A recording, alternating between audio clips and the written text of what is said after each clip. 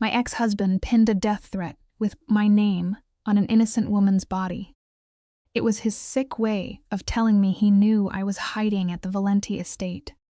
When the bullets started flying on the Bellagio road, Dante shielded me with his own body. It felt like a dark, twisted romance, until I discovered documents proving Dante wanted me to destroy myself on his stage all along. Let us open this file together. You and I are watching a masterclass in manipulation right now. Picture the scene.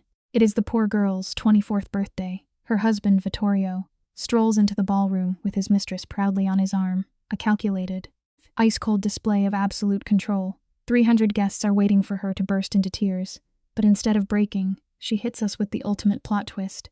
She slides off that heavy, 4-generation wedding ring, hands it over, and drops the shame right there on the marble floor. She walks out, and waiting in the shadows, Dante Valenti, the rival apex predator.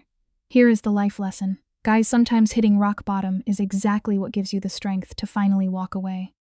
The game just changed. Dante's smile in that moment, pure cinematic gold. It signaled a massive transfer of power, opening a dangerous door to absolute retribution. I am watching this and thinking about the sheer psychology of mob bosses. We have to hit pause and rewind to chapter 1, just to see the miserable baseline of her daily environment. On the morning of her birthday, Alessia wakes up before her alarm even goes off. Her bedroom smells strictly of cold white lilies. Why? Because her husband mandated it. He prefers flowers that lack the messy, warm scent of a living, breathing woman. The bitter irony here is that he demands total erasure of his wife's identity, completely blind to the fact that his own soul is starving in that sterile, lonely world he built. Let us look closely at her morning routine. In a state of pure, exhausting hypervigilance, she reaches across the freezing sheets and finds the bed completely empty. Vittorio maintains a separate sleeping quarters upstairs. It is a literal, spatial manifestation of his emotional detachment. By the second year of being locked in this gilded cage, she learned to stop asking questions. Sitting up, she tries to process her own age. 24. The number feels alien. Just 4 years ago, she walked into that massive estate with a university degree in art history and a bright, burning identity of her own. Within a single week, her personal belongings were systematically trashed and replaced by expensive, soulless garments chosen by his staff. She was erased piece by piece. Pause right here and look at the wall in his office. Her university diploma is entombed in a heavy black frame, mounted precisely like a hunter displaying a stuffed deer. At first, the poor girl actually thought this was a gesture of affection. It breaks your heart, right? It was only later she realized it was pure psychological containment. That glass frame was a warning she was meant to stay trapped behind it forever. Walking barefoot to the freezing window, she watches the bleak October morning roll over Milan. Her mind drifts south to Florence. That was where she actually had a vibrant life, waking up with dried paint under her fingernails. She had the scent of creative freedom on her hands. Long before this mafia boss dragged her into his suffocating nightmare. Stick with me here, because understanding her past is vital to seeing the tragedy of her present. In her old life, she restored 15th century frescoes. It is a job that demands immense emotional regulation and patience. Her old mentor used to say, you can spot a true restorer by the gentle, respectful way they handle a book before opening it. Alessia still does this. It is the absolute last surviving fragment of her original soul. Pressing her forehead against the freezing glass, she braces herself for this birthday nightmare. Vittorio has orchestrated a massive party, but do not be fooled. It is an event designed entirely for his own ego and narcissistic supply. Totally conditioned to comply, she picks out a conservative black dress, just playing the invisible ghost. Here is a brutal truth about surviving a megalomaniac. You develop extraordinary observational skills just to stay breathing. Alessia plays the obedient, quiet wife, outwardly agreeing with his strict fashion demands, but internally, she is silently cataloging the fatal flaws of every single guy in his crew. She knows about the severe diabetes of one lieutenant and the staggering, hidden gambling debts of another. She has built a massive mental database of these tiny, seemingly trivial details. It is a tactical advantage none of these mobsters realize she has. Wrapping herself in a sterile cream silk robe, she slowly walks down to the dining hall. The room is ridiculously huge, with vaulted ceilings and a suffocatingly long table meant to keep them miles apart. Let us watch her husband in his natural habitat. Vittorio has this face layered with the heavy, exhausting sediment of absolute power, chronic impatience, and total moral decay. When she was young and naive, she mistook that dark, terrifying weariness for genuine emotional depth. Big mistake. As she greets him, he does not even lift his eyes from the morning newspaper. It is a deliberate, crushing tactic to minimize her entire existence. The staff does the exact same thing. The maid pours coffee looking at the floor, terrified that making eye contact might set the predator off. Without looking up, he casually mentions the birthday party will be at their Como estate, adding that her outfit has already been selected and laid out, complete and utter control. She drinks the scalding hot coffee without so much as a flinch.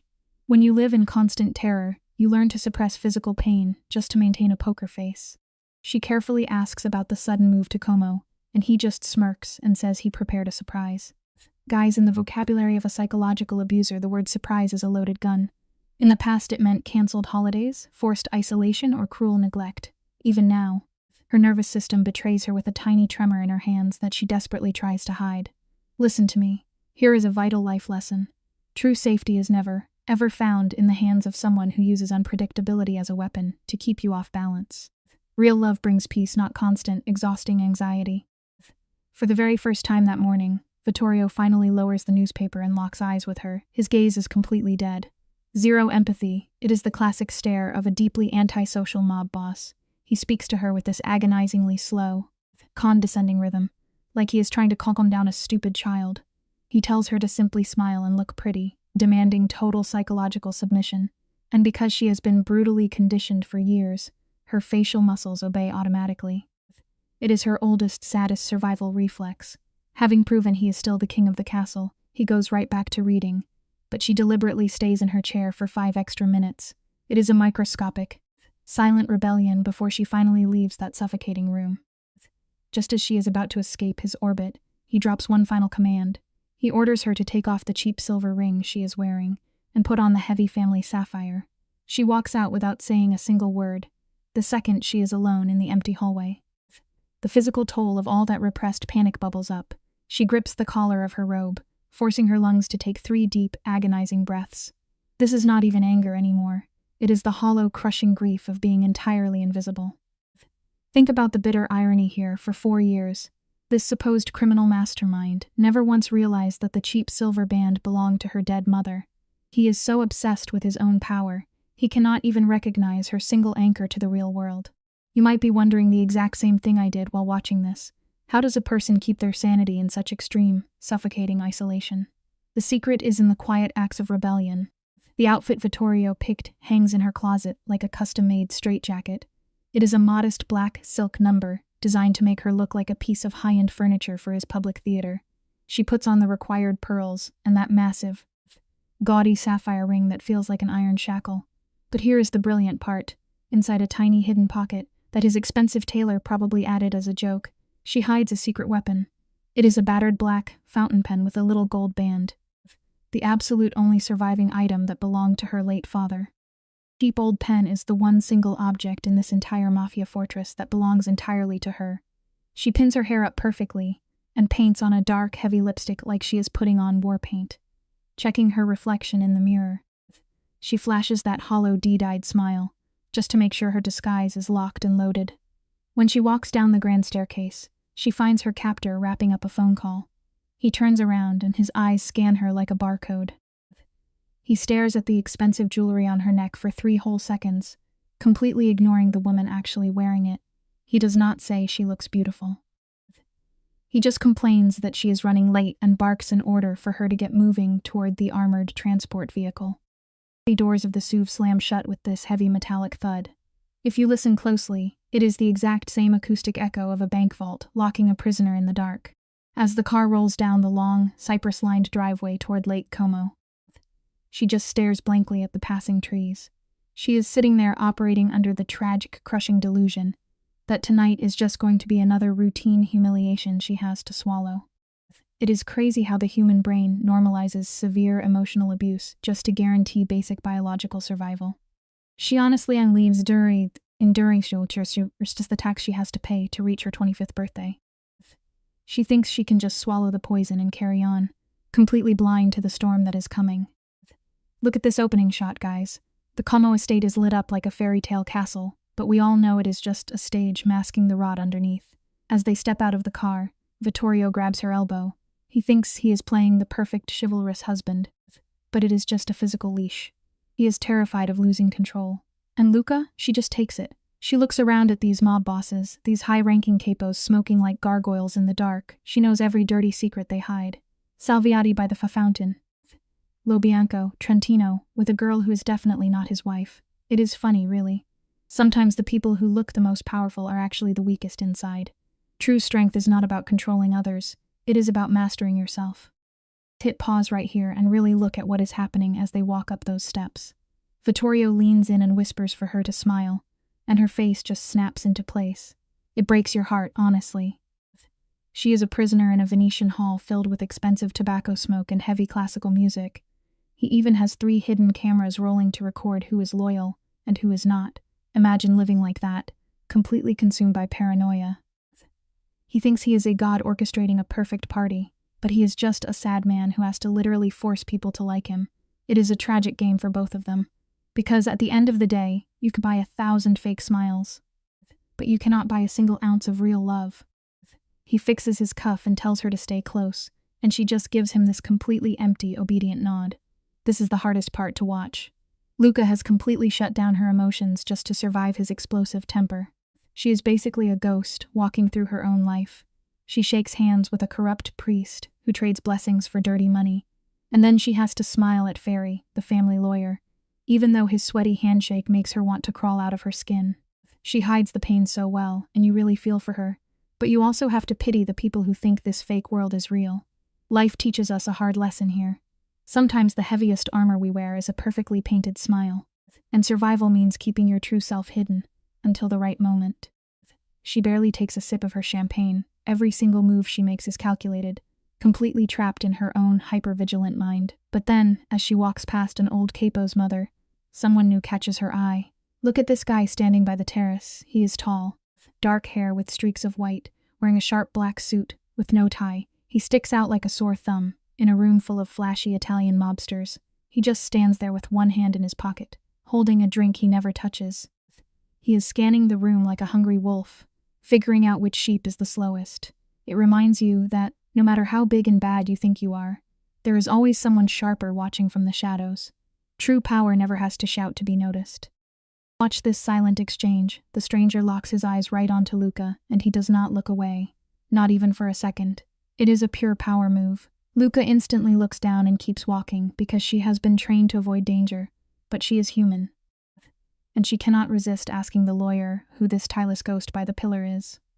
Ferry practically shakes in his boots when he tells her it is Daunt Valenti.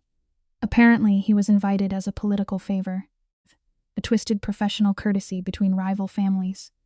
Vittorio thought he was flexing his muscles by letting the wolf into the house. But here is the tragic irony of pride. When you invite your enemies to your table just to show off, you are usually the one who ends up on the menu. Stick with me here, because the tension is about to snap. Luca can physically feel Valenti dissecting her from across the room. She has dealt with creepy men for 4 years, but this guy is different. He is weighing her soul. Suddenly, the mood shifts. Vittorio taps his silver knife against a glass, and the entire room goes dead silent. These hardened killers shut their mouths like terrified schoolchildren. It is pathetic how much power they give him. Vittorio throws his arms wide and puts on this grand voice to announce that today is his wife's 24th birthday. He wants everyone to think he is the ultimate romantic. But the reality we all have to face is that demanding an audience for your love usually means you have absolutely nothing real to give. One claps politely, and Luca pastes on that mandatory fake smile. But a guy like Vittorio cannot just leave it there. He always has to twist the knife. He tells the crowd that tonight is also a night of introductions, and points to the door. In walks Camille, his brand new 23-year-old mistress. She is a walking weapon, poured into a bright red dress with her blonde hair pinned up perfectly. The sad part is, Camille thinks she is winning. She thinks she holds the power right now. But the most devastating detail is the heavy jewelry resting on her chest. Vittorio is using this poor girl as a prop to break his wife. It is a brutal truth of human nature. People who spend their lives trying to tear others down are secretly the ones who are the most broken inside. Let us hit pause again and zoom in on that necklace. This is where your stomach drops. Luca realizes it is not just any necklace. It is a dark sapphire surrounded by diamonds. It is an exact custom-made replica of her own wedding ring. Vittorio literally cloned his wife's identity and hung it on her replacement's neck. Luca completely freezes. She refuses to even blink, while Vittorio stands there, soaking up the sick thrill of publicly humiliating her. He grabs Camille by the waist, raises his glass to his mobster friends, and delivers a line meant to crush Luca completely. He introduces his mistress as a woman who knows how to stand by him. It is pure evil. But remember this life lesson, guys. Deliberate cruelty is never a sign of strength. It is just the loudest scream of a fragile ego.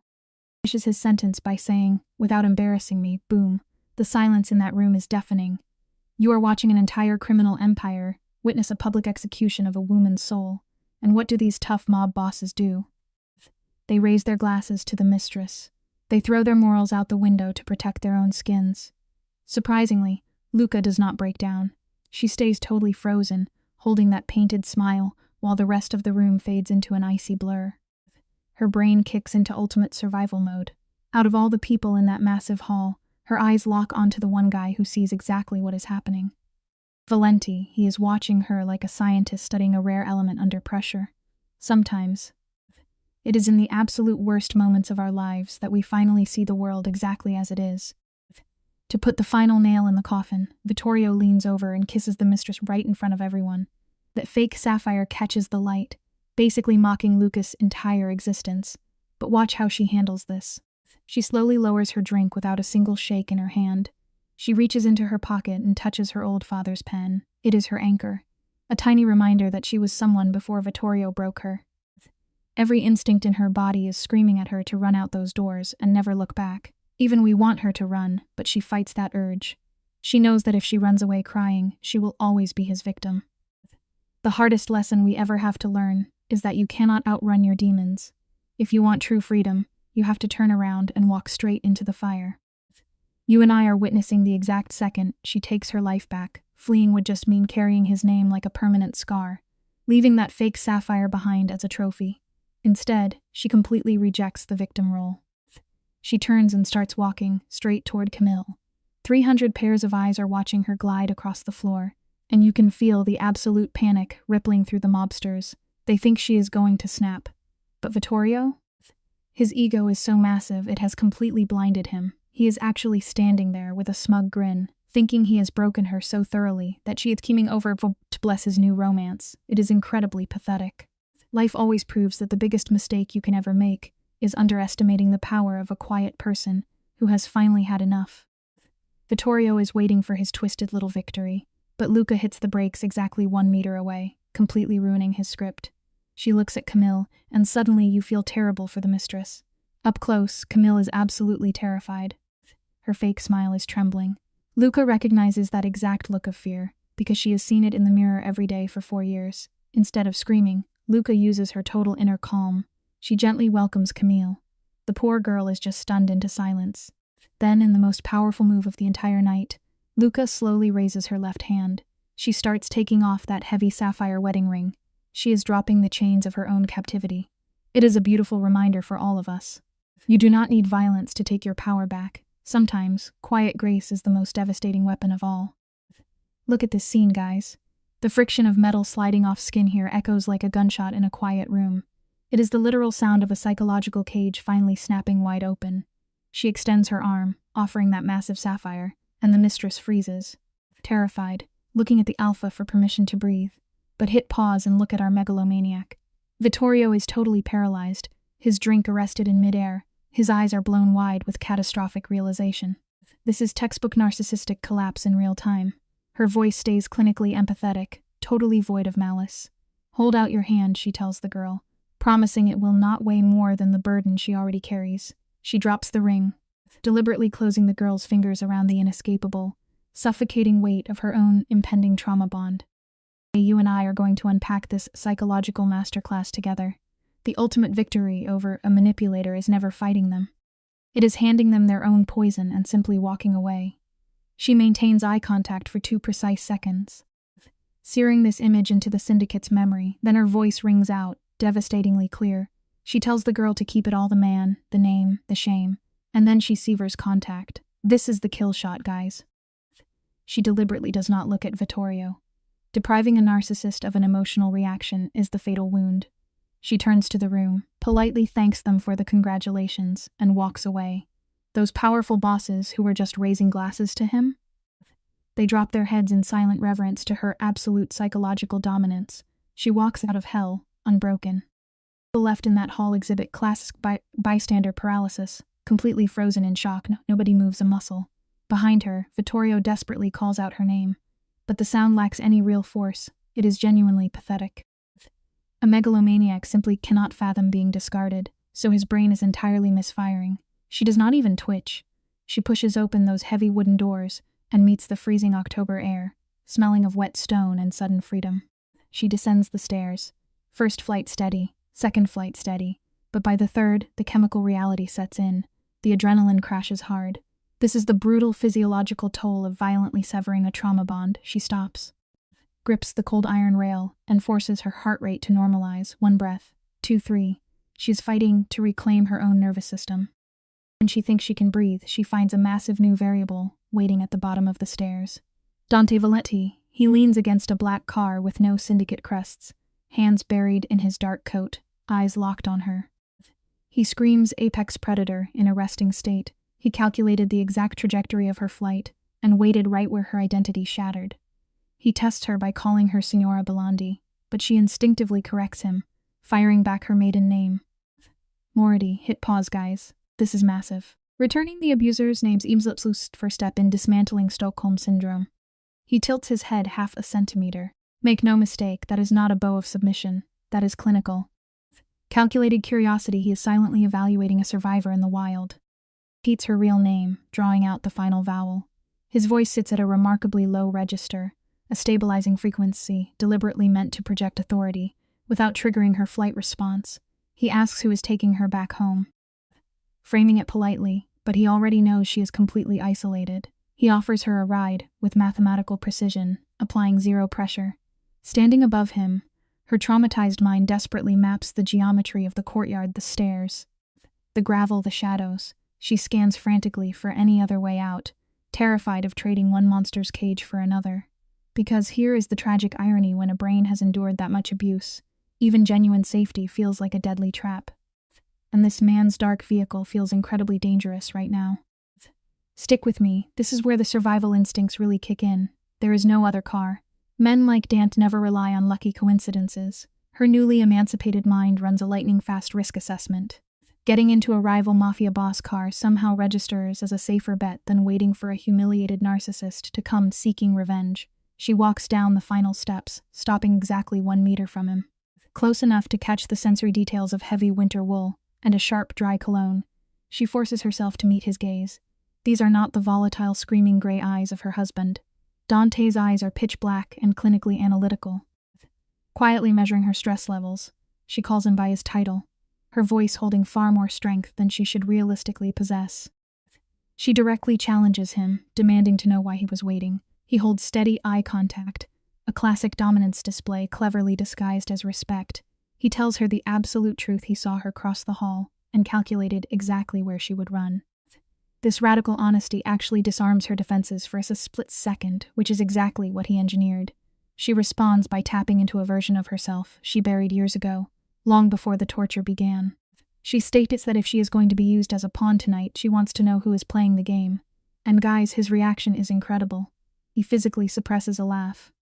It is a microscopic twitch of genuine amusement that a man this heavily guarded only ever allows in the strictest absolute privacy. He opens the heavy door for her, his voice low. He promises that for tonight, no one is going to use him to get to her. She fires back, pointing out that his clever phrasing does not actually answer her question. He freely concedes the point. She looks inside the cabin. Dark leather, no driver, the keys are already turned, but the dashboard is totally blacked out. This is the exact setup of an operator who eliminates every random variable before engaging in psychological warfare. Suddenly, the villa doors above them violently burst open. Vittorio's voice rips through the freezing air, screaming her name with raw, unhinged desperation. The sheer volume is terrifying. This is not just a man struggling with a bruised ego anymore. We are listening to an abuser completely losing his mind. This is the agonizing sound of a megalomaniac finally realizing his favorite possession has permanently escaped. She slides into the cabin.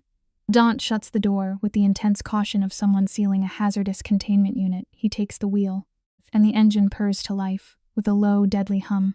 He rolls the car over the gravel without a single spike in acceleration.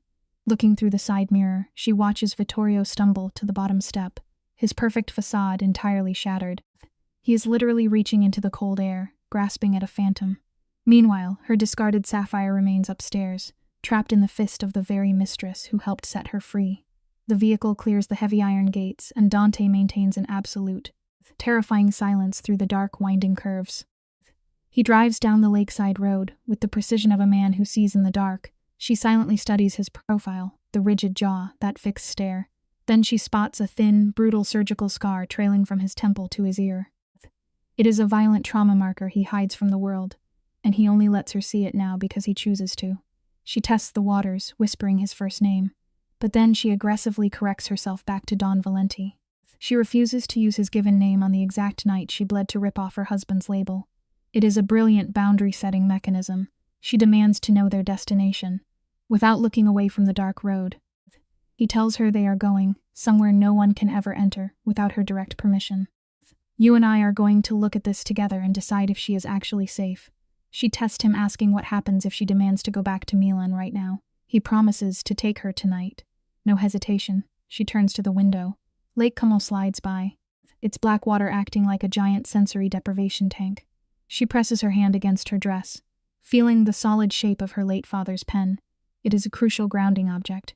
She thinks about her dad through the lens of pure survival, hoping he would be proud of her escape.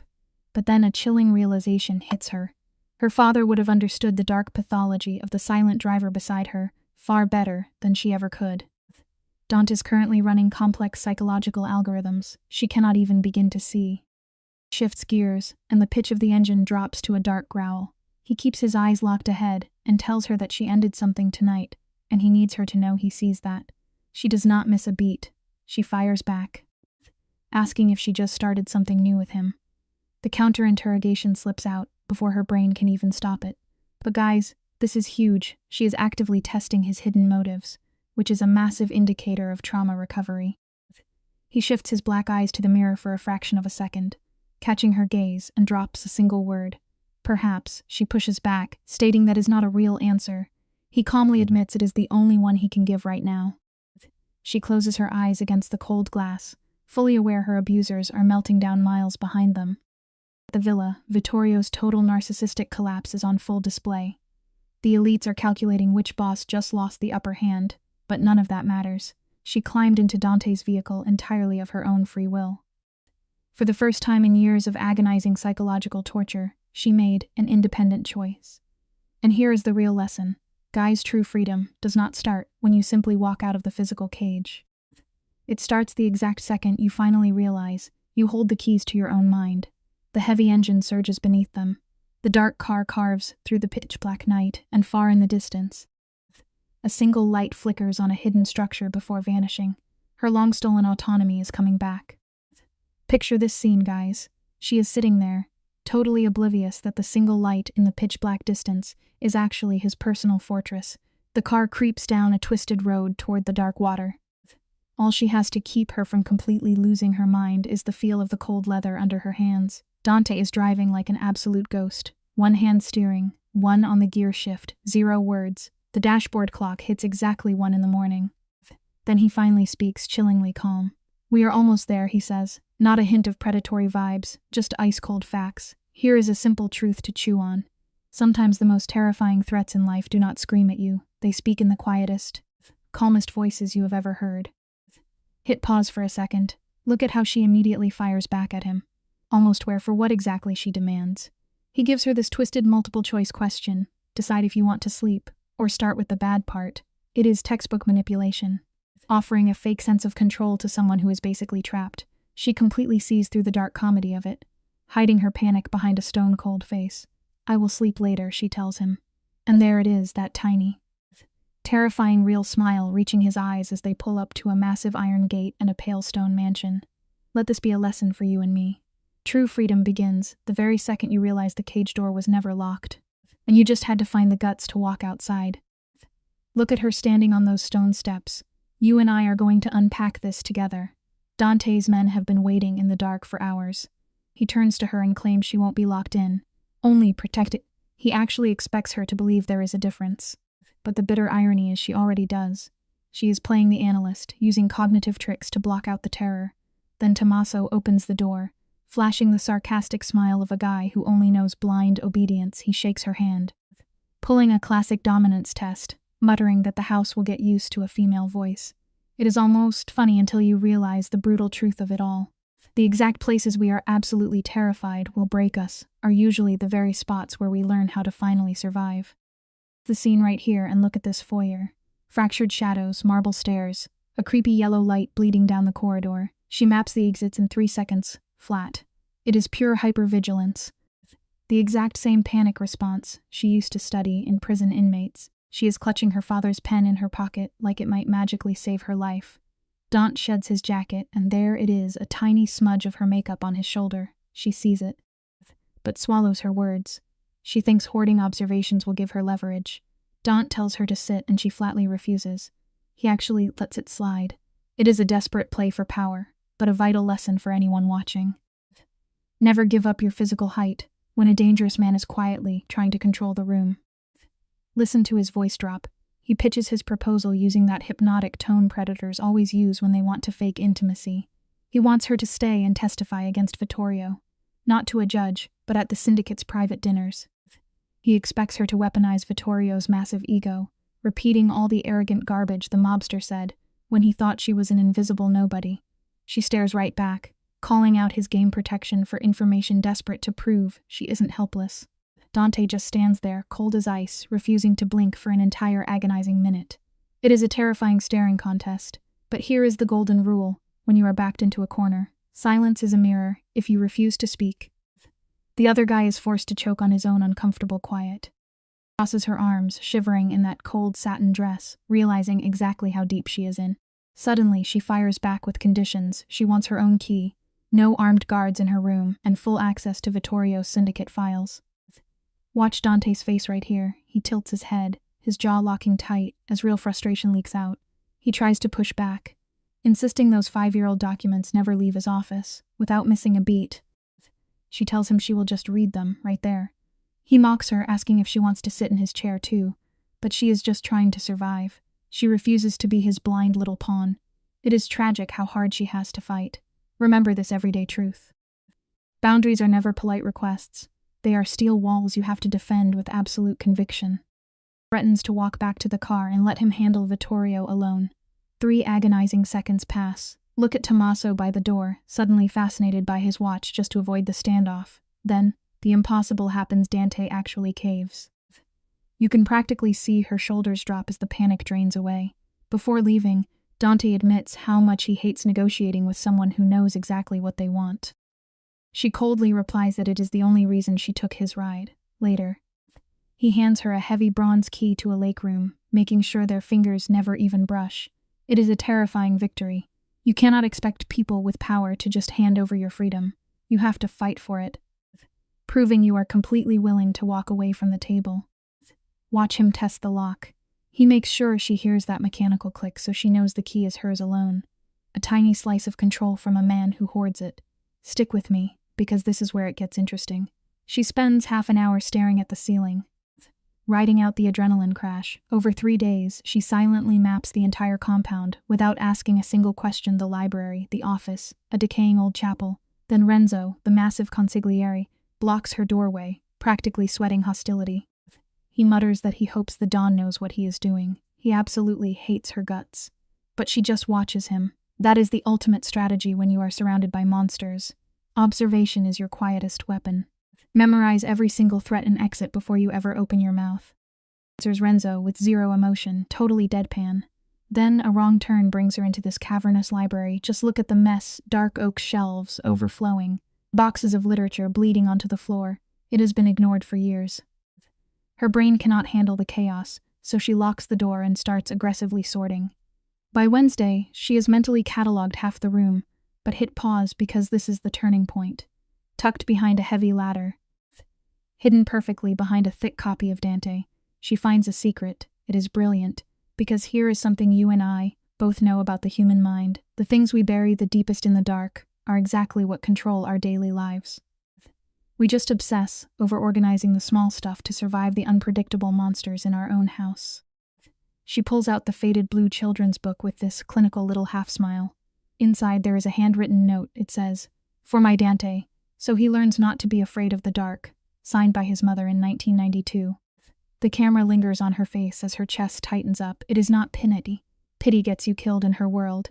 It is the shocking realization of Dante's deepest wound.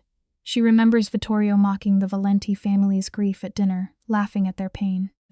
Dante hiding his mother's book is a tragic sign of pure, unresolved trauma.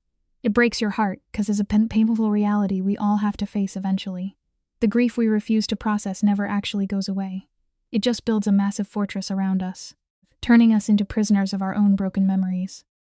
Calculate her next move. Should she play dumb? Poke the bear? Save it for leverage? She chooses to sit on the ladder and read as the room gets dark. She never hears the door, just the sudden thud of his boots. She looks up, and there is Dante. His collar is open, looking strangely relaxed for once. Then he completely freezes. His eyes lock onto that faded blue book for one torturous second. You can literally see the raw panic. He looks at her, then back to the book. In an instant, his jaw clenches and his iron walls slam right back into place. The cold mobster returns. It is such a gut punch to witness. True vulnerability is never loud or dramatic. It only exists in that tiny, microscopic fraction of a second before we violently force our emotional armor back onto our shoulders. He cannot even speak. He takes this pathetic, hesitant half-step into the room, his brain totally short-circuiting between fight or flight. Then he backs away. He shuts the door so softly, like he is trying not to wake a sleeping baby. It is absolutely heartbreaking. She stays completely still, filing away the data in her mind like a cold machine. Dead mother, repressed attachment, 2 seconds of pure exposure. It is the exact weapon she needs to break him later. She just does not know which version of herself she needs to become to survive him. Cut to the kitchen, where Tommaso is hovering while she slices day-old bread, totally exhausted. But do not miss the bigger picture here. Every single human reaction is raw data, and choosing exactly when to keep your mouth shut is the greatest power you have. Tommaso drops the news like a doctor reading fatal lab results. Camille showed up to Vittorio's dinner with the famous family ring jammed onto her pinky. It is a desperate cry for attention. Drunk out of her mind, she started mocking our protagonist to the mob bosses. "You and I are going to unpack this together and realize the tragic irony." She tells Tommaso she never asked for gossip, her eyes glued to her knife. He fires back, saying he brought it anyway. She keeps slicing, finally asking how Vittorio reacted. At first, the narcissist laughed, letting Camille humiliate herself. Then, he brutally ordered her to shut up in front of a rival boss. It is a harsh truth. Deep insecurity always screams for validation. But real authority only needs a single whisper to completely ruin you. Listen to the climax of this pathetic dinner party. By the third hour, Vittorio physically dragged Camille outside by the elbow. Tommaso points out the absolute disaster Lo Bianco, a massive rival boss, watched the Don treat his own mistress like a cheap servant. It is a dangerous shift in power. She finally puts her knife down and begs Tommaso to keep bringing the gossip. Left alone in the kitchen, she breaks down the psychology. Vittorio's fragile ego took a hit, so he used Camille as a human shield for his humiliation. While his rivals practically smelled blood in the water, she feels zero pity for Camille right now, and honestly, it is hard to blame her. It proves a terrifying point. When toxic people start losing their grip, they will instantly destroy whoever happens to be standing closest to them first. With me, guys, because this is where the psychological puzzle locks into place. Alessia realizes Camille is just a disposable pawn to a man who throws people away for sport. Fast forward to Wednesday. It is 3 a.m, and her insomnia is raging. She is in the library spreading out maritime maps of Genoa and La Spezia. She traces the smuggling routes Vittorio bragged about behind supposedly soundproof doors. She is marking a cross near Savona when the heavy door groans open, and there is Dante barefoot, standing in the shadows in his dark sleepwear. It is a cinematic masterpiece of tension. The simplest life lesson we can pull from this quiet scene is profound. All the secret intelligence in the world is utterly useless until you are finally brave enough to map out your own escape. Let us hit pause and examine this. Dante walks in, projecting calculated dishevelment. He casually holds a bottle of red wine and 2 glasses in one hand. It is a power move of relaxed dominance. He tells Alicia he could not sleep at 3 in the morning. This is the witching hour for anyone traumatized by a narcissistic ex. But look at Alessia. She does not hide her maps, she leaves her work exposed. When Dante steps forward and sets the glasses down, her body betrays her. You can practically hear her heartbeat spiking through the screen. This is the tragic onset of what we recognize as Stockholm Syndrome. It is that terrifying moment where genuine fear starts mutating into a twisted kind of anticipation. And it shatters your heart to watch her endure it. Watch the spatial dynamics playing out in the dead of night. Dante takes a high-backed chair directly across the table. It is a textbook interrogation posture, disguised by the smooth pouring of wine. He does not ask if she wants a drink. He simply slides that dark liquid across the wood. It is a calculated boundary test. He studies her maps, mentioning she marks ports like an artist. Her response is tragic. She whispers that she was supposed to be a restorer. Man, that hits deep. You see this often in survivors, quietly mourning the potential stolen from them. She takes a sip of the wine and waits. She does not volunteer a single unnecessary word. After years of psychological suppression, her absolute silence is her primary survival mechanism. Silence is the sharpest weapon in an interrogation, and Dante wields it like a master. When Alessia finally breaks the quiet, she unloads everything. She points to Genoa, laying out how her monster of an exospan disguised his smuggling routes as olive oil exports. She exposes the phantom operations and drops names like Capo Trentino. Dante just sits there, elbows on the table, absorbing the intelligence. She reveals that another boss, Ferry, is trapped in Dante's own web of debt. When Dante asks how she knows this, her answer is brilliant. She says Vittorio liked to hear himself talk when drunk, and she purposely left the doors cracked open. The life lesson here is absolute perfection. Never, ever underestimate the quiet, invisible observer standing in the corner of the room.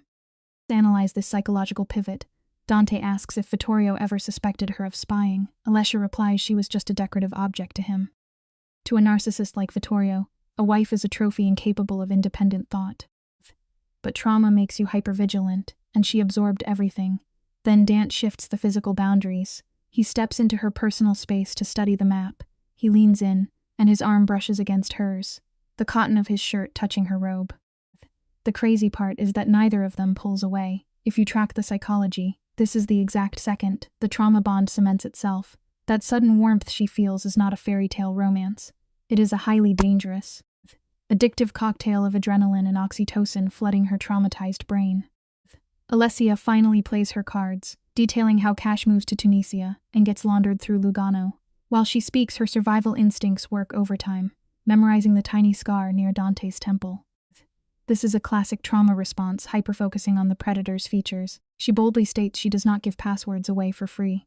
Dante lets out a muted breath, laughing on the inside at her defiance. He steps back, retreating to his chair, and giving her room to breathe. The power dynamic stabilizes. They sit there plotting syndicate operations until 4:30 in the morning. Watching this play out is absolutely heartbreaking. She is a captive, desperately negotiating her own value, just to ensure she does not get thrown away again. For the first time in 4 agonizing years, a powerful man is actually validating Alessia's intellect. She tries to rationalize this Latin night session as pure strategy. She convinces herself he is just using her, and she is allowing it because it buys her survival. That is their twisted, unspoken contract. But her hypervigilant brain completely misses a massive physical clue. When Dates refilled her glass, his hand actually shook. He spilled the wine. That micro-tremor is a glaring sign of repressed emotional chaos hiding behind his calm mask. Cut to a few days later, and a brutal October storm hammers the estate. The heavy drumming of the rain acts like white noise, trapping her inside the library as she continues her self-imposed psychological quarantine. The aesthetic suddenly shatters when Alessia smells smoke. She bolts to the kitchen and finds the apex predator of the criminal syndicate standing over a stove with a dishcloth on his shoulder. The pan is violently smoking. The counter is an absolute disaster zone: shattered eggshells, melted butter, an open wine bottle. It is a spectacular domestic failure, completely destroying his untouchable boss persona. He looks at her defensively, explaining that the chef made dinner. But this ruined risotto was his own little side project. The tough guy facade totally fractures right here. It serves as a beautiful, grounding reminder. Even the most ruthless, calculated people have a desperate need to engage in normal human rituals, even if they completely botch them. You and I must look closely at her reaction here, because it is the emotional climax of the sequence. Alessia stares at this ruined meal and the smoking pan, and her trauma response completely short. Circuits, she starts to laugh. It begins as a quiet tremor, but then spirals into full-blown, uncontrolled hysteria. She has to hold herself up against the doorframe just to stay standing. Guys, this is not genuine amusement.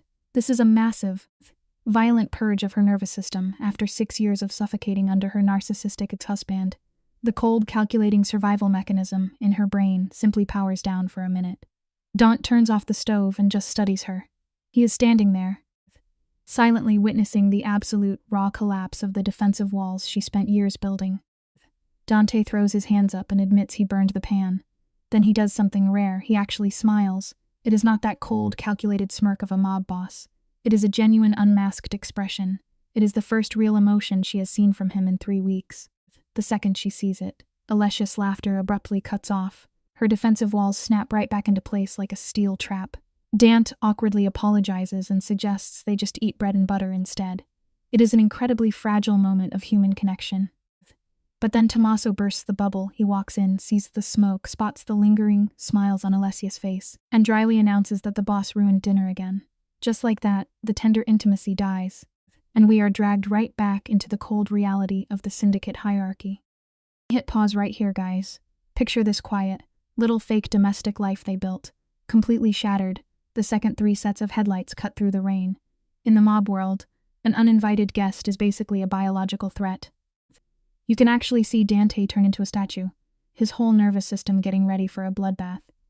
He tells Alessia to hide in the library like a good little girl, but she does something brilliant. She refuses. She tells him she is going straight to the sitting room. If she has to be a pawn in this cartel nightmare, these guys are going to look her in the eye. It is the ultimate power move. Because the hardest life lesson to swallow is that you cannot run from the people who hurt you. You have to pull up a chair and make them acknowledge you exist. So Alessia gets ready for war, but she does it with her clothes. She ditches that soft little cardigan for a severe black high-necked blouse. She is literally putting on armor. When she walks into that formal dining room, the heavy hitters are already waiting Renzo. Bianchi and Conti now. Dante does not say a single word. Instead, he pulls off this absolute masterclass in marking his territory. He walks right up, takes off his own jacket, and drops it over her shoulders.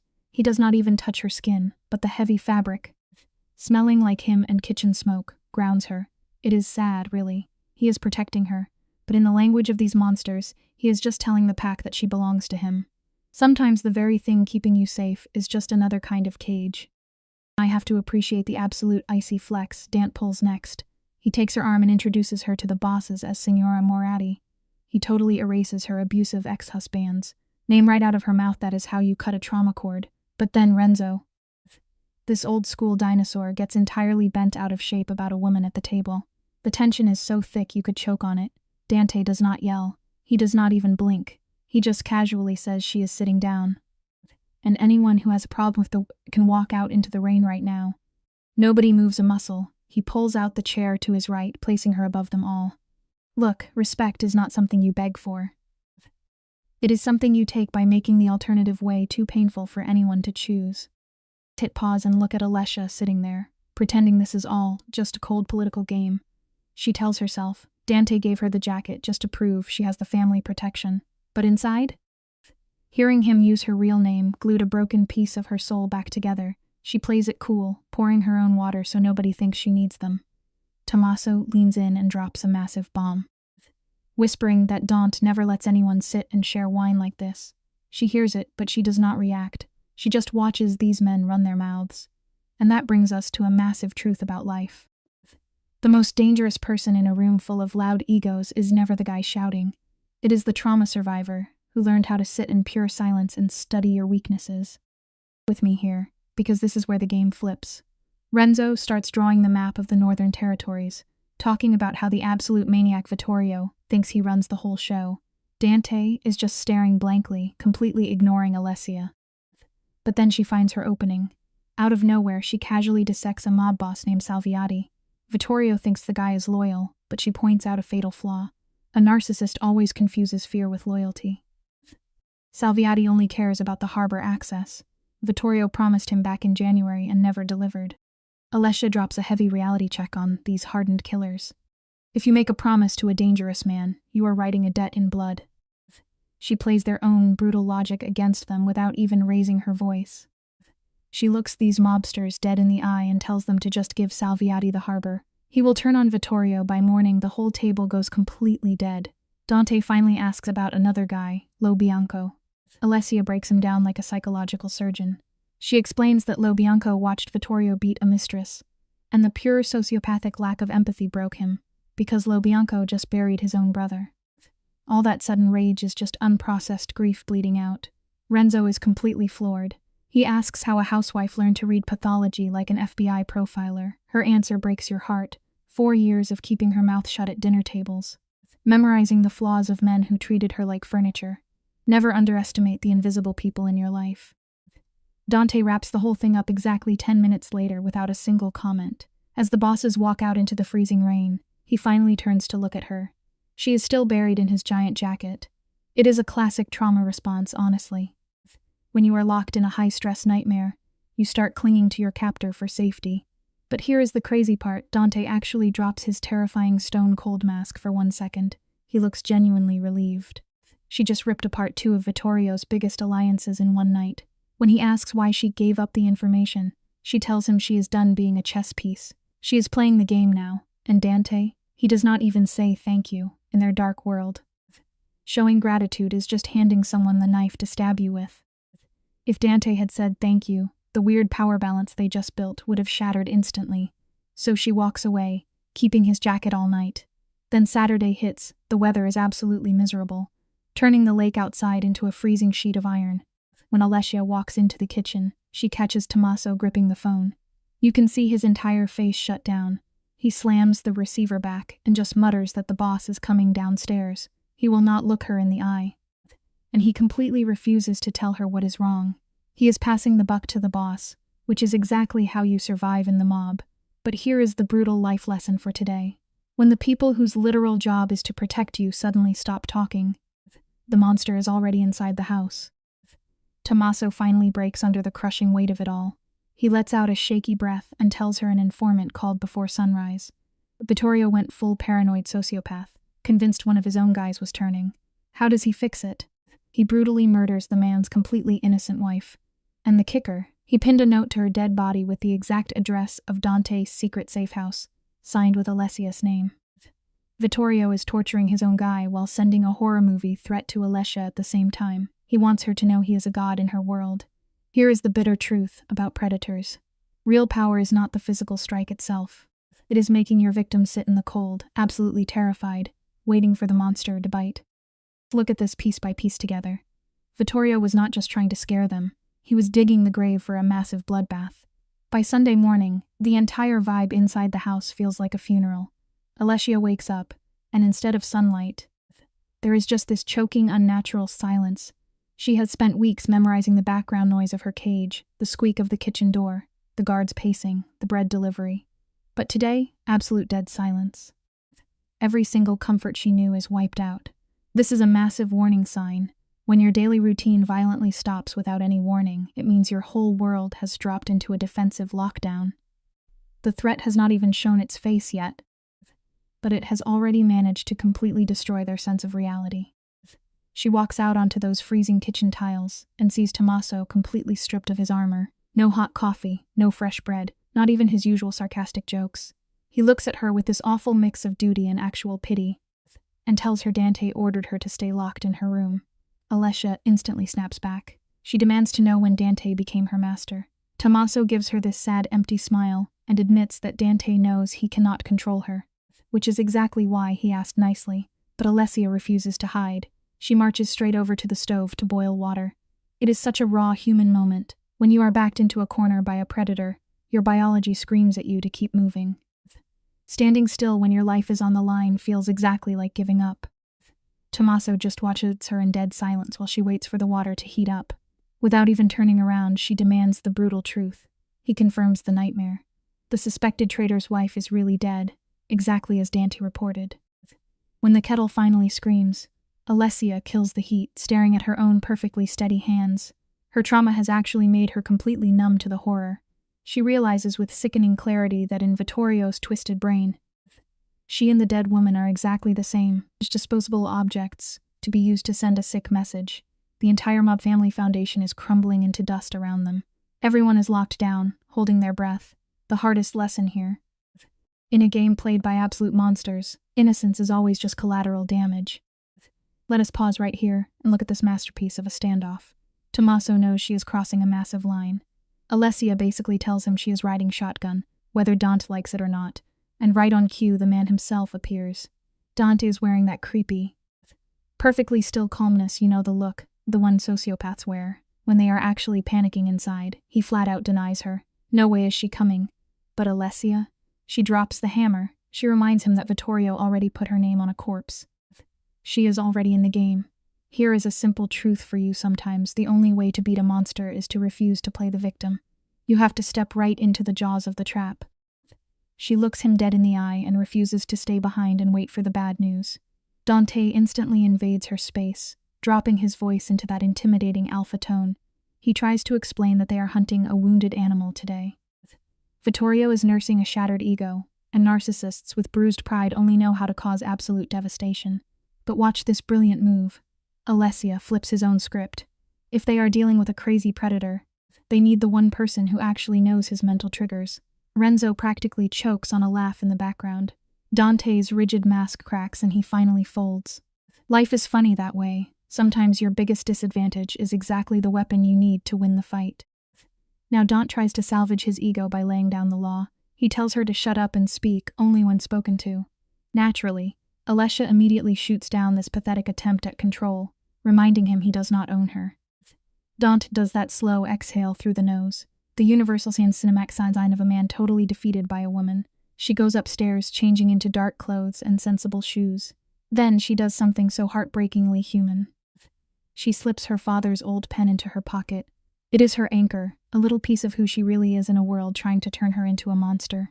The lesson here is simple. When the whole world is spinning out of control, you have to hold on to the one tiny thing that reminds you of home.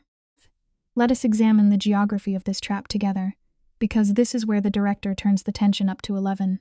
The road to Bellagio is a complete nightmare, just a tiny ribbon of asphalt trapped between a sheer cliff and a watery grave. Alessia is not looking at the scenery. She is analyzing the total lack of escape routes, thinking exactly like the psychopathic ambush artist hunting them, and she hates herself for it. Tommaso is driving like a maniac, while Dante sits there wound tighter than a spring, calculating every single angle. Out of nowhere, his radar pings. He sees Snat Tommaso about a gray car trailing them way back. Remember this, sometimes the danger you see coming is just a distraction from the danger that is already here. Tommaso confirms the gray car has been tailing them since they left the gates. Dante whips his head around to check their blind spot, and there it is, a lone motorcycle creeping up behind them. In this gritty underworld, a guy on a bike means one thing: a cheap, disposable assassin. But before anyone can even brace for impact, the trap snaps shut. A sniper's bullet smashes through the glass, turning the window into a spiderweb of pure violence. Dante does not even hesitate. He throws his entire body over Alessia, pinning her to the floorboards. She feels him jolt as the high-velocity round tears into his flesh. Bleeding out, he whispers an impossibly calm order to run. In life, the loudest people are usually the weakest, because true panic is always perfectly silent. Hit pause for a second, because the sheer irony here is suffocating. Tommaso yells the brutal truth: there is literally nowhere to go. Dante, bleeding over the woman he was supposed to control, orders him to invent a road. The massive car violently swerves, scraping metal against the mountain wall as the shooters reload. Alessia feels a warm puddle soaking her shoulder. It is arterial blood, and it is definitely not hers. She clinically informs him that he took a bullet. His response? Absolute, robotic indifference. The car violently slams to a halt amid shrieking rubber and roaring gunfire. Then everything goes utterly quiet. The lesson is grim but true. When reality becomes too horrific to handle, your brain will simply shut the world away to save your sanity. You and I are going to unpack this next beat together, because it is incredibly tragic. Tommaso scouts ahead and finds a ruined stone hut about 80 meters away. Dante tries to play the tough guy, standing up to reveal a horrific puncture wound right under his collarbone. He is freezing, shivering from total shock, but stubbornly claims he is perfectly fine. It is such a classic predator move, never show weakness when the wolves are circling. He lets out this silent, agonizing laugh that hits harder than a scream. Alessia and Tommaso drag him out of the wreck. Even while dying, he is barking orders to move faster. Here is a hard truth. Pride is a powerful painkiller, but it is also the absolute fastest way to get yourself killed when you refuse to ask for help. They stumble over loose rocks and dead branches until they reach this miserable, rotting fisherman hut. Tommaso smashes the door open and gives them maybe 3 minutes before the killers catch up. Dant just nods. Alessia shoves him onto a stiff wooden chair in the ruined kitchen and starts ripping away his bloody clothes. His white shirt is completely soaked. And right here, her brain does that terrifying survival flip. She completely shuts off her emotions, turning into a cold calculating machine, figuring out exactly how long he has before he bleeds out. She demands the medical kit like a seasoned surgeon. Listen closely. When chaos threatens to drown you, stepping up and taking charge is sometimes the only way to keep your own head above water. Also tosses her a standard-issue mob medical bag from under the sink. It has everything: surgical thread, needles, and painkillers. And here is where the backstory beautifully loops back around. Long before she got tangled up with these toxic mafia narcissists, Alessia spent 2 years studying first aid back in Florence. Her mother always taught her a simple, meaningful life lesson: if your hands are gentle enough to restore broken art, they must also be strong enough to stitch together torn flesh. By some miracle, the bullet went straight through.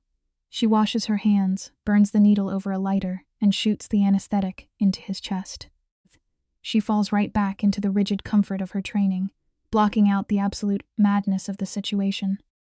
Dante sucks in a sharp breath, swallowing his own agony like a stereotypical tough guy who thinks screaming is a sin. Alessia is not having it. She gets right in his face and threatens to make his life a living hell if he dares to pass out on her. He swears he will stay awake.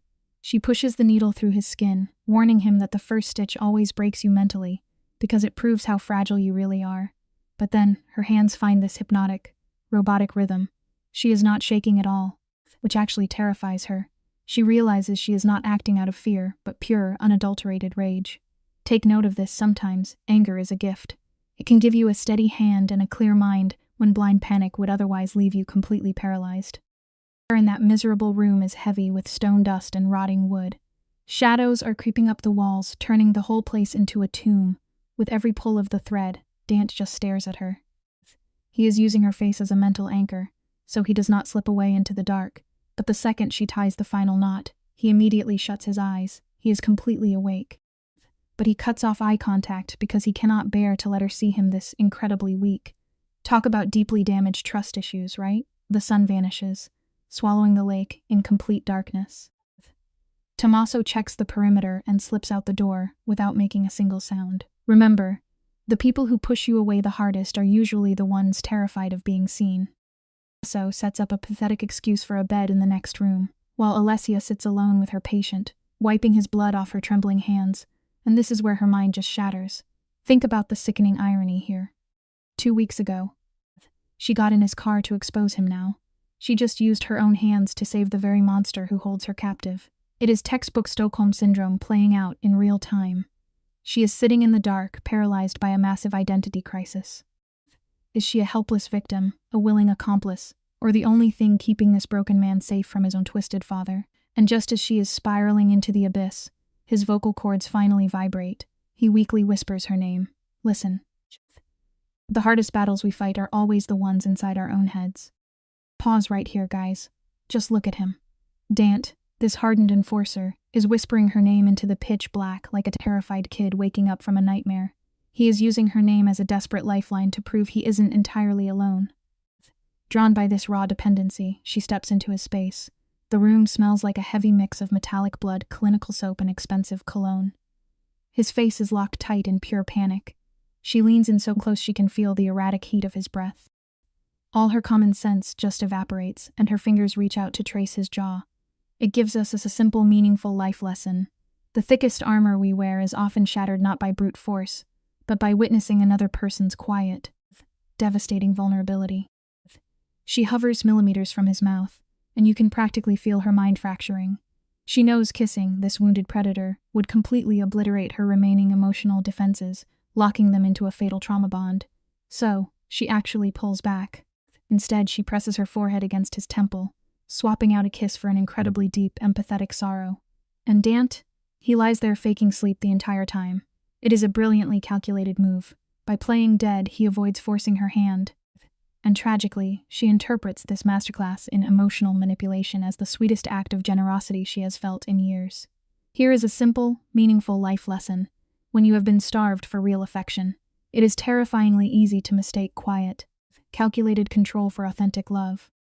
With me here, because this next phase is crucial. She lies awake staring into the dark, trapped in a brutal loop of cognitive dissonance. 2 whole days evaporate into a haze of hypervigilance while Dant physically heals. She keeps obsessively replaying his whispered vulnerability, convincing herself she only delayed the inevitable. When it is time to leave for Milan, she turns her wardrobe into a psychological weapon. She pulls a striking crimson dress from the closet. This is not about petty jealousy. This is a complete rejection of the depressing black mourning clothes she has been forced to wear for years. It brings us to a simple, meaningful life lesson. We cannot truly begin to heal until we consciously strip away the heavy uniforms of victimhood that our abusers have made us wear. She is done wearing the fabric of a hostage. This crimson dress is practically a fortress of severe tailoring. She deliberately leaves her hands bare, and the total absence of a ring is a massive unspoken statement asserting her total independence. Downstairs, Dant is waiting. He hides his injuries under a sharp jacket, moving with the stiff precision of a man who recently faced his own mortality. He watches her descend with cold detachment, offering 0 verbal compliments. He simply presents his functional arm. She hooks her hand firmly into his elbow, and together they march straight into the psychological minefield of the Milan dining room. Here is a simple, meaningful life lesson. True power is rarely demanded loudly instead. It is quietly worn like absolute armor when you are forced to step into the lion's den. The apex predators of the syndicate are already parked at the table. The second she walks in, the ambient noise vanishes. It is that suffocating silence you only get in a room full of killers. Dante pulls out the chair meant for the second in command. Watch the micro-expressions. Capo Lo Bianco stands half a second before protocol dictates. It is a calculated display of respect that instantly trips the room's threat alarms. Vittorio, the monster who built this cage, isn't even in the building yet. His paranoia hangs over the table. Every subordinate quietly darts their eyes toward her bare left hand, desperate to see if she still wears his brand of ownership. It brings us to a simple, meaningful life lesson. The heaviest shadows we fight often belong to the exact abusers who aren't even in the room with us anymore. The dinner suffocates under fake small talk, a linguistic smokescreen hiding their true predatory instincts. The men compliment her red armor, but nobody makes direct eye contact. Vittorio is the terrifying phobia everyone is too scared to name. Then, Lo Bianco shatters the rules. He looks directly at her and drops classified syndicate intelligence, paying her back for the simple kindness she showed him in Como. In this psychopathic underworld, human empathy is so rare it literally becomes high-stakes currency. He reveals a rival order to hit, but purposely holds back the names, knowing full disclosure would be fatal. This leaves us with a simple, meaningful life lesson in an environment completely devoid of trust. A single act of genuine empathy becomes the absolute most valuable currency you can possess. Lo Bianco promises to hand the exact details to the patriarch behind closed doors. You can practically see the executives processing this massive shift in the power dynamic. One commander paces over to the window, physically stressing out because the hierarchy is crumbling. Dante sits quietly, cataloging every nervous twitch. On the surface it looks normal, but the psychological architecture of their syndicate is having a catastrophic meltdown. After the meal, 2 commanders walk right up to her to swear their loyalty. They completely bypass Dante, submitting directly to her new authority. It is incredible to witness, and it brings us to a simple, meaningful life lesson. Even the most terrifying systems of control will inevitably collapse the moment a captive finally learns how to weaponize their own trauma. Let's open the file on Alessia and Dante. It kicks off at midnight, the classic hour where psychological boundaries blur. Tommaso waits in the running car, playing the silent enabler. Dante leans right into Alessia's shoulder. It is a deliberate spatial invasion. He whispers into the fabric of her dress, making sure she physically feels his words, when he tells her she didn't have to look so beautiful tonight. Alessia doesn't say a word back, she just slides into the vehicle. But look closely at the rearview mirror, a tiny, genuine smile breaks through, completely hidden from the predators they just left. The dark lake outside mirrors her deep isolation. It leaves us with a simple, meaningful life lesson: absolute science is rarely ever empty. It is often the most powerful survival mechanism a person can use. Halfway through the drive, Tommaso notices the atmospheric pressure dropping fast. A severe storm will hit before they reach the villa. Dante's only reaction is a single chilling word: good. He offers zero explanation. You and I need to look closely at Alessia in that enclosed space. She sits in her corner, isolated but hyper-aware. She realizes this storm is a psychological catalyst. The violent rain outside provides the perfect chaotic cover for their strict internal boundaries to shatter. The comfortable delusion they maintained is collapsing. They simply cannot pretend anymore. The life lesson here is undeniable. We spend our whole lives building walls, but chaotic external storms inevitably force us to confront the exact internal storms we have been trying so desperately to ignore. They don't beat the storm. By the time they reach Villa Valenti, the sky has ripped open. Water violently smashes against the stone walls, perfectly mirroring the psychological chaos in their heads. Tommaso offers an umbrella, but Alessia takes it herself. A deliberate rejection of dependence.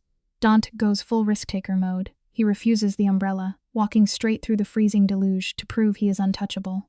Inside the dim foyer, the lighting darkens Alessia's red dress to the exact color of coagulating blood. She kicks off her expensive heels, dangling them from her fingers, her hair completely ruined. It brings us to a simple, meaningful life lesson: true. Raw vulnerability can only begin when the heavy, suffocating costumes of polite society are finally stripped away for good. Notice how deliberately they isolate these two. Tommaso asks if she needs anything before dawn, and she gives a flat, emotionless no. When that front door clicks shut, it acts like a psychological airlock. The entire villa belongs exclusively to them now. But Alessia doesn't run to the safety of her bedroom. Her overloaded nervous system is screaming for sensory input. She bypasses the sitting room, throws the French doors wide open, and steps directly back into the violent downpour. She needs the deafening sound of rain smashing against the stone to drown out the cognitive dissonance screaming inside her head. It brings us to a simple, meaningful life lesson. Sometimes we intentionally throw ourselves into violent physical chaos, simply to silence the unbearable, echoing noise of our own painful thoughts. I want you to examine her physical reaction here, or rather, the chilling lack of it. Freezing water soaks her collar, but her brain completely suppresses the instinct to shiver. 4 brutal years under Vittorio's control has conditioned her to bury any visible sign of weakness. She hears Dante approach, but stays absolutely frozen. He stands next to her, wrapping his coat around her shoulders in a calculated gesture of protection. He drops the formalities and finally calls her by her real name, Alessia. She registers this shift in intimacy, but her response is totally robotic, coldly assuring him she will not catch pneumonia. The lesson we extract from this is simple and meaningful. The heavy armor we are forced to forge to survive our abusers often leaves us completely numb to the feeling of the natural world.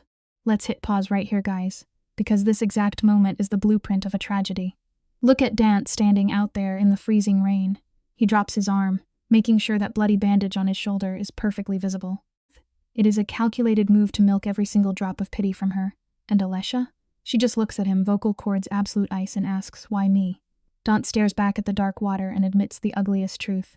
He came looking for a broken toy. Something easy to twist, but it reveals a bitter truth we always learn too late.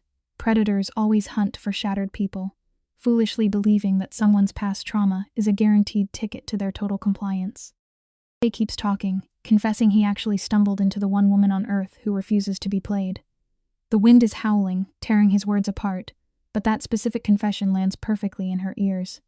Alessia kicks off her shoes, letting her bare feet hit the freezing stone just to feel something real, and asks him point blank if he is lying. Watch what he does here. It is genius, and it is evil. He admits to lying in the past, but swears he is being totally honest right now. He steps closer, testing the invisible fence between them. It is a sickening dynamic that proves a very harsh point. Half-truths are infinitely more dangerous than outright lies, because they feed a starving mind just enough hope to stick around. You have to admire her nerve here, because Alessia completely refuses to back up. Dante slowly raises his hand, stopping an inch from her face with his palm wide open. It is a masterclass in manipulation. He knows if he grabs her, she bolts. He has to make it look like her choice. He just stands there, waiting for her to cross that final inch. She finally caves, pressing her cheek against his freezing hand to find a spark of warmth. When he touches her back, there is no mob boss aggression. He handles her like he is studying a bomb. The psychology at play here is a deeply unsettling reality. The best way to conquer a guarded heart is never by kicking down the door. It is by sitting patiently on the porch until they unlock it themselves.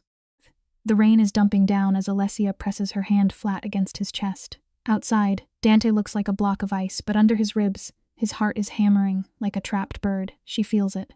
Pulling back a fraction, she delivers a stone-cold promise, warning him that if he plays games, they are both going down in flames.